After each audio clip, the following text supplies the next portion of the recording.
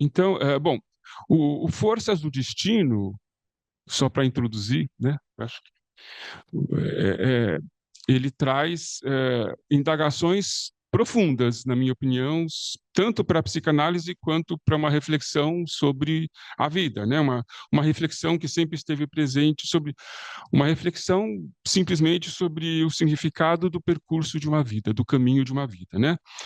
Quais são seus caminhos e descaminhos, e uma reflexão inquietante que sempre esteve presente na história da filosofia, das ciências humanas, das produções artísticas e da cultura de modo geral. Seriam essas perguntas simples, né? O que nos move? Em quais direções? E por que motivos? E por quais motivações? Bom, então, aí nesse livro o Bolas vai propor um conceito que ele chama de pulsão de destino, que no começo a gente soa meio estranho, depois a gente vai se acostumando, que é uma espécie de articulação criativa entre o conceito de pulsão, o conceito de self, que está embutido, e o conceito de destino. Na minha leitura, entre a pulsão e o destino, necessariamente está o conceito de self, na construção do Bolas, né? E com essa sugestão, ele certamente ele buscou inserir de modo orgânico esta discussão dos destinos humanos no âmbito de uma metapsicologia psicanalítica, propriamente psicanalítica, né? E aí a gente já vê uma forma própria dele de construir articulações teóricas, e que é o que eu vou chamar de uma epistemologia transformacional, né? Hoje, então, nessa conversa, eu vou trazer um pouco mais rapidamente esse uso Bolas do uso do objeto do Winnicott, como é que ele faz essa utilização, que ampliações que ele vai construindo e propondo para o conceito de uso do objeto, até daí, né, surgir uma epistemologia transformacional, e aí trabalhar um pouco a relação entre pulsão e self e destino.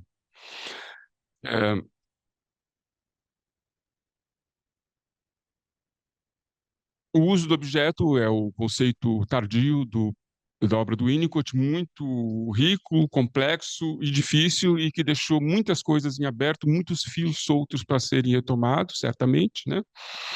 E o Bolas foi um dos autores que, né, tomaram essa tarefa. Basicamente, na conjunção entre destruição e sobrevivência do objeto subjetivo que o Winnicott vai propor a passagem para a possibilidade do uso do objeto, que se diferencia de uma relação de objetos simples, né? Que equivaleria basicamente à passagem para o princípio da realidade segundo a formulação do Freud, né? E ele vai propor essa ferramenta, o uso do objeto, tanto para pensar a clínica, quanto para pensar a formação do sujeito nos seus primórdios, né? Como uma passagem constitutiva e fundamental dos primórdios, né? Bem, como que que uso ele fez do uso do objeto? Ele foi fazendo, né? Primeiro, ele retoma o uso do analista como um objeto, não é? Isso ainda próximo ao Winnicott, mas ele vai dizer que é uma problemática essencial de toda análise, não só dos pacientes fronteiriços, né? E aí a articulação com o conceito de verdadeiro self é fundamental, e o Bolas faz isto com muita clareza, né? Porque é justamente ao usar o analista como um objeto que o paciente articula e elabora o idioma de sua personalidade e de seu verdadeiro self. O Sérgio acabou de adiantar esse ponto, né?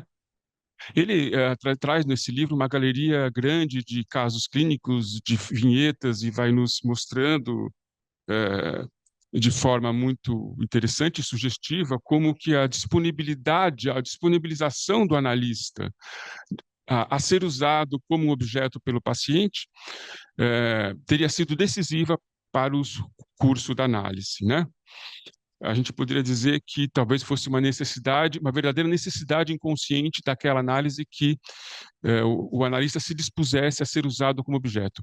Isso é uma afirmação um pouco genérica, e eu sugiro a vocês mergulharem no texto para verem né, como que ele vai trazendo através isso dos exemplos, né?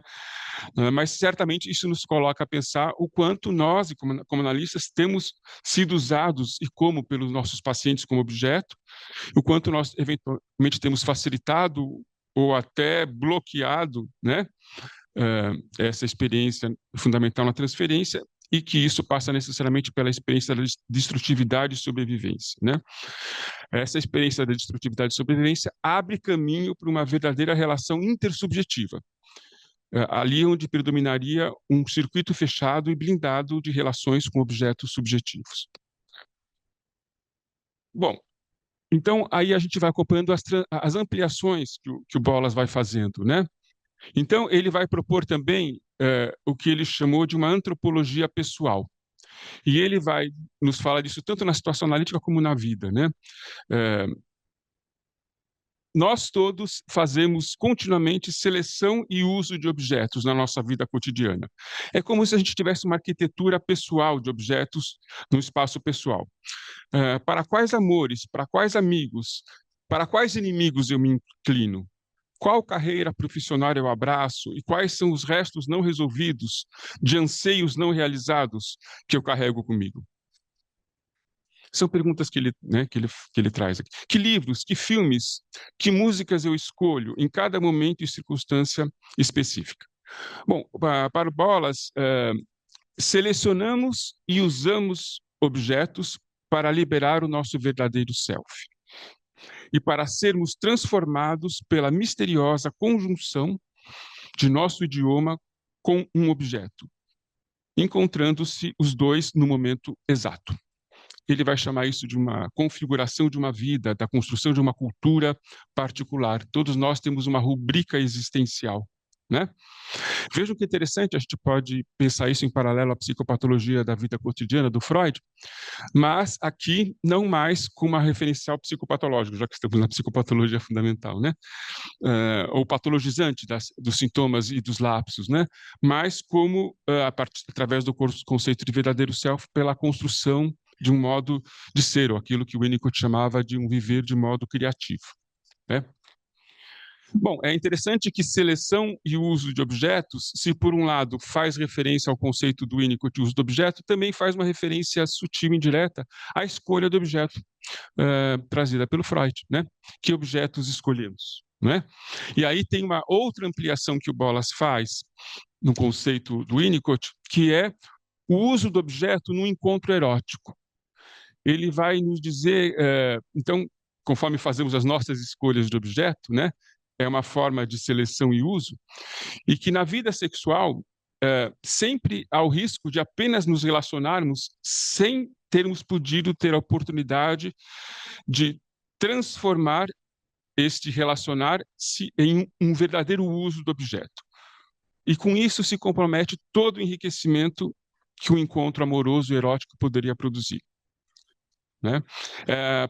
É fundamental para o Bolas, né, a inexorabilidade inerente, necessária na escolha do objeto e no uso do objeto, que implica em entregar-se à excitação erótica, em perda de consciência, em imprevidência, o que conduz à destruição do relacionar-se a fim de mergulhar no uso orgásmico recíproco, expressão do Bolas, uso orgásmico recíproco.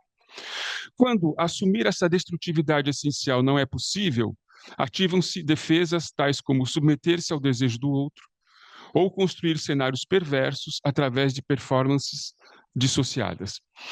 Eu vejo que aqui o Bolas retoma, de alguma forma, a tradição do Winnicott de pensar o encontro amoroso a partir da transicionalidade, do meeting, né? Mas ele retoma, ao lado disto, e essas são as construções que ele vai fazendo, né, teóricas, ele retoma, ele reintroduz de maneira mais decisiva a dimensão pulsional nesta espécie de metapsicologia do encontro, né, do meeting, encontro amoroso e erótico. Bem, então, daí de uma última forma de ampliação do conceito de uso do objeto que eu vou propor para vocês, que eu estou propondo que a gente enxergue o que eu estou chamando de uma epistemologia transformacional. Porque também, ainda em Forças do Destino, num certo momento, ele vai nos propor a questão do uso da teoria como objeto, né? Então, retomando a questão das diversas técnicas e formas de trabalho analítico, das diversas linhagens da psicanálise, ele faz a seguinte pergunta: quem está certo?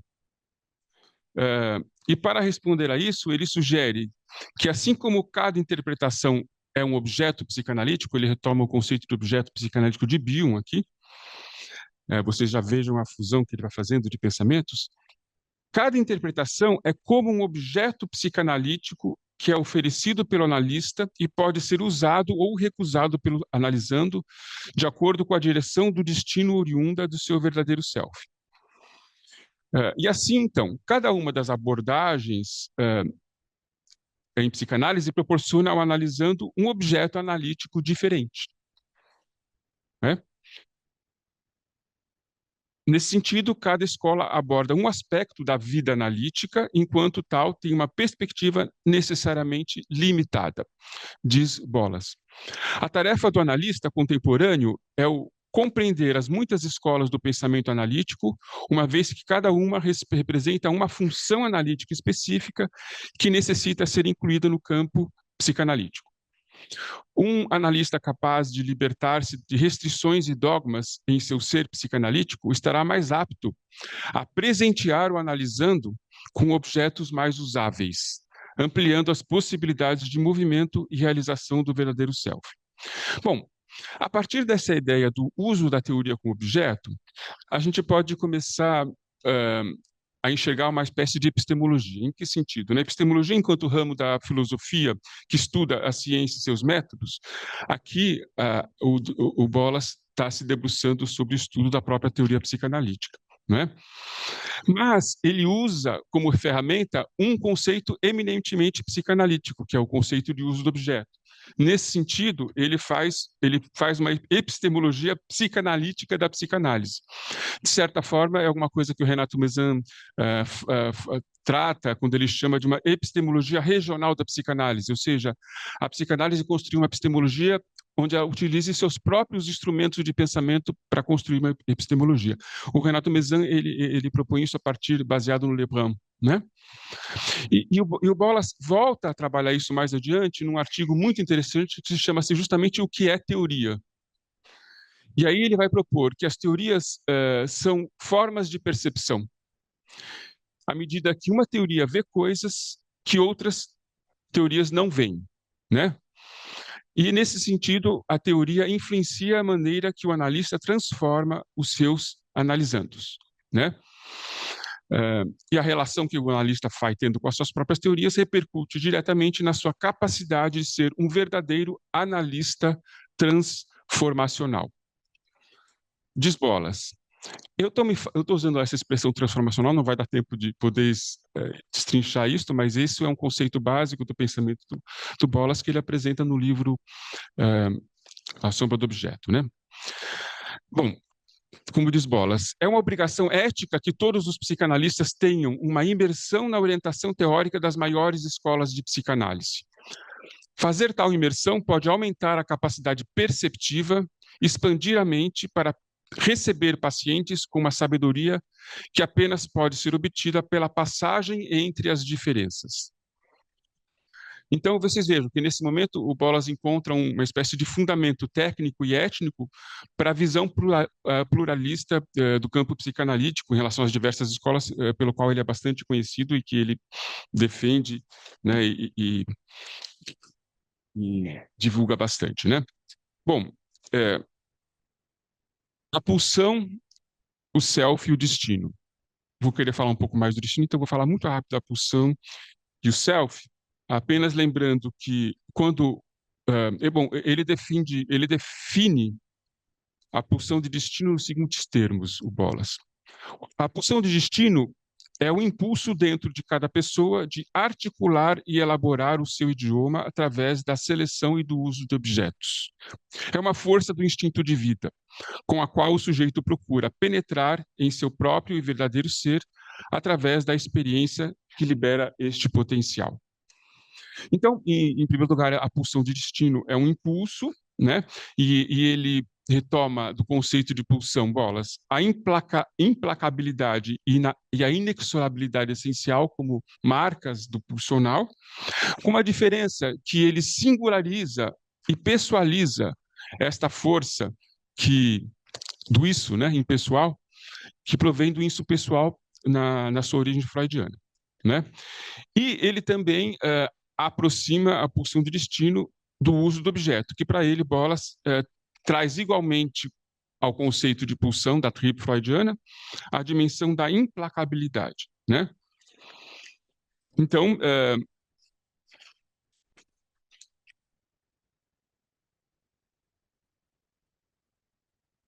e a relação entre self e destino, né? Inicialmente é natural que a gente escute o eco a pulsão e seus destinos do Freud, e é um interessante contraponto, porque se a gente retomar a pulsão e seus destinos em contraste com o que a gente lê do Bolas, a gente percebe como, para o Freud, os destinos são secundários em relação à sua natureza primordial, né? Enquanto que, em Bolas, a pulsão de destino em contraste na pulsão de destino, em contraste, haveria desde sempre uma espécie de pré-concepção de um caminho vital a ser percorrido de natureza primária. Então, haveria algo do destino do self entranhado no pulsional. Essa é a sutil construção que o Bolas faz, né? O destino, naturalmente, é o positivo de um negativo, da já conhecida neurose de destino. Todo mundo vai lembrar da neurose de destino do Freud, além do princípio de prazer, né? Há pessoas que são perseguidas por um destino cuja influência demoníaca rege sua vida, diz Freud, pois repetem-se nela incessantemente situações de infelicidade e sofrimento que são vividas como uma fatalidade da qual são vítimas, né? O Bolas ele vai propor uma dualidade que é destino e fado, e aquilo que ele chama, aquilo que Freud descreve como neurose e destino, equivaleria ao que ele chama de fado, ele Bolas, né? O fado seria uma situação infeliz onde o verdadeiro self não pôde ser alcançado e não pôde se tornar uma experiência vivida, enquanto que o destino é ele próprio a evolução do verdadeiro self, né? É um anseio de realização oriunda da pulsão de destino. Então, vocês vejam que interessante, a gente tem aqui um novo substrato metapsicológico, em contraste com Freud, para pensar os destinos funestos, que não apenas a neurose do destino ligada à compulsão à repetição, e por sua vez nos remeteria à pulsão de morte, né? E nesse caso, essa construção, ela é oriunda de uma espécie de psicanálise do self. Bom, e o Bolas, então, vai nos dizer que uma das tarefas de uma análise é permitir que o analisando entre em contato com o seu destino e possa ter o seu caminho de realização facilitado. E aí o uso do analista como objeto seria um dos meios importantes de poder lidar com isso, né? Ali onde o fado está instalado, devido a padrões de relações objetais precoces e que o self ficou oprimido, surge essa tarefa. Vocês vejam que é uma ressignificação até do objetivo de uma análise, da finalidade de uma análise, né? E ali onde o self ficou oprimido, haveria um enorme sofrimento, angústias, raivas, vivências de impotência e aquilo que o Winnicott chamava de o sentimento de futilidade de que a vida não vale a pena, né? Bem, só para finalizar, eu queria fazer uma sugestão e uma provocação e trazer alguma coisa que para mim tem me tocado bastante, mas que eu acho que destoa um pouco dos nossos hábitos psicanalíticos, né? Eu queria lembrar a vocês que o conceito de destino, essas formulações sobre o destino do Bolas, como busca de uma realização do self, guarda uma inquietante semelhança com algumas formulações centrais do Jung, né? Eu tenho estudado bastante em Jung, tenho um grupo de estudo há alguns anos, temos trabalhado o conceito de self em Jung, em Bolas, em Winnicott, através do Pontalise e tantos outros, e a gente vai é, é,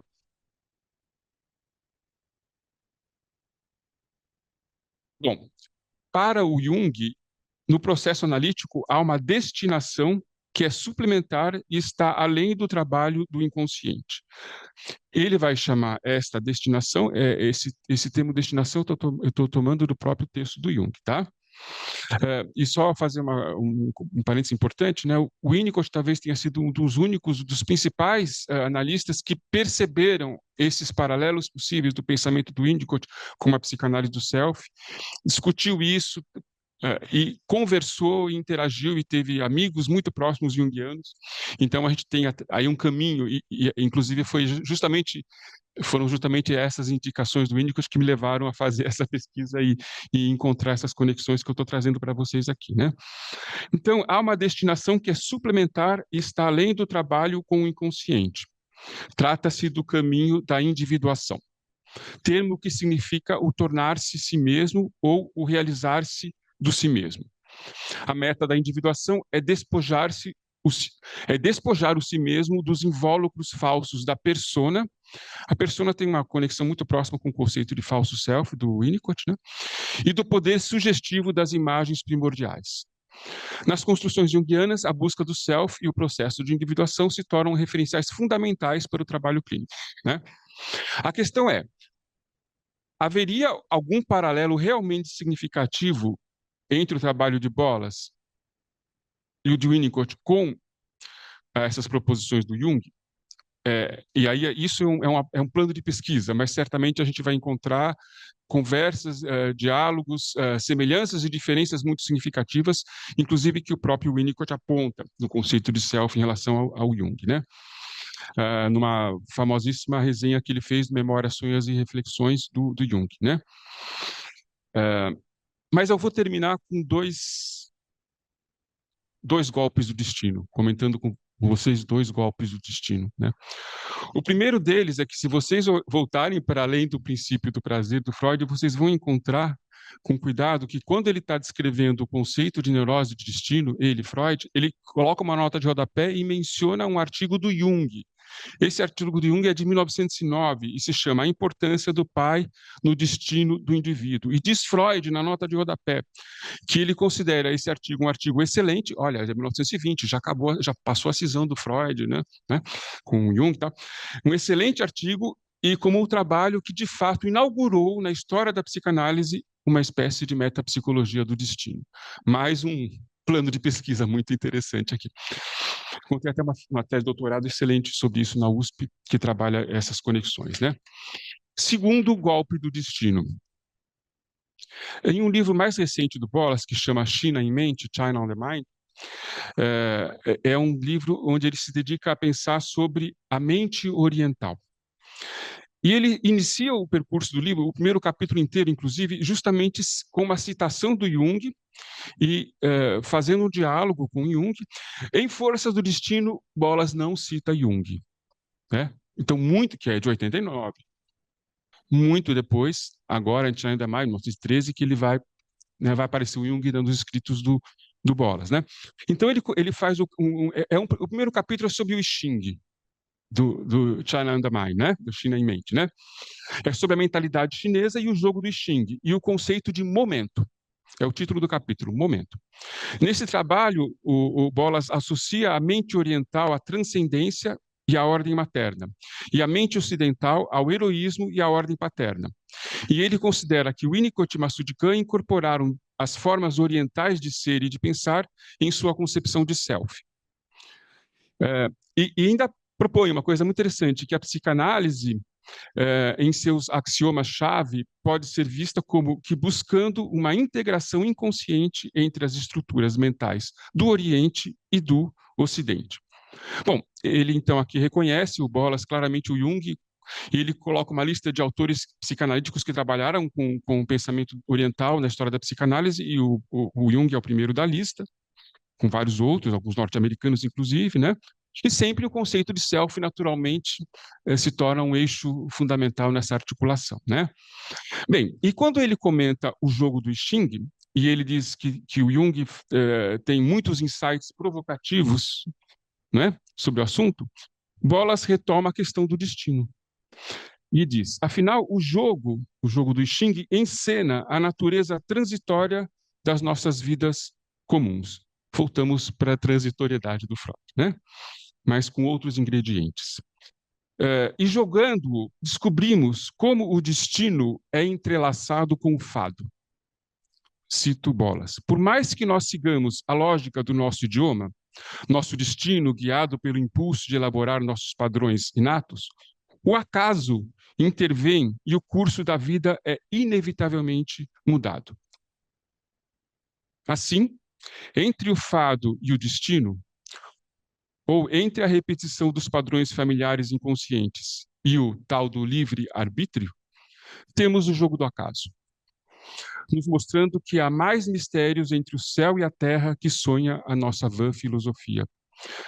Talvez o resgate do pensamento oriental venha mesmo a temperar com sua filosofia do momento o orgulho heróico daquele que crê fazer o seu destino e reinstaure uma dialética mais sutil entre o trágico e romântico das forças do destino. Obrigado.